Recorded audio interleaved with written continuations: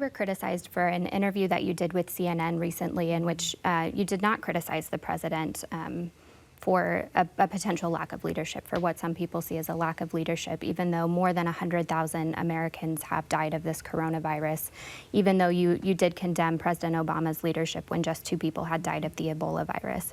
It sounds like you're comfortable with the way the president is handling this issue. Is that correct? Well, I think his leadership was exhibited when we first learned of the coronavirus. That was the start.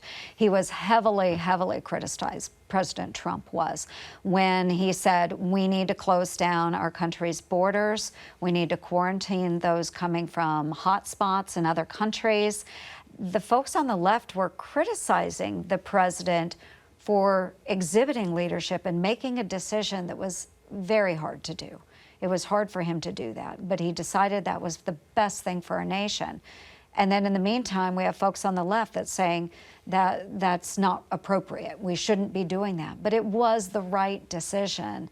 And so I didn't see that same quick reactionary type of leadership exhibited by the previous administration.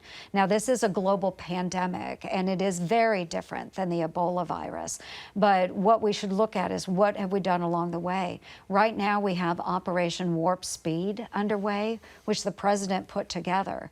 And the chief operating officer of that is General Perna, who is a logistics expert that's bringing civilian entities, private entities, and our military structure together to quickly deliver on vaccinations, therapeutics, and other treatments for those that have been hit by coronavirus.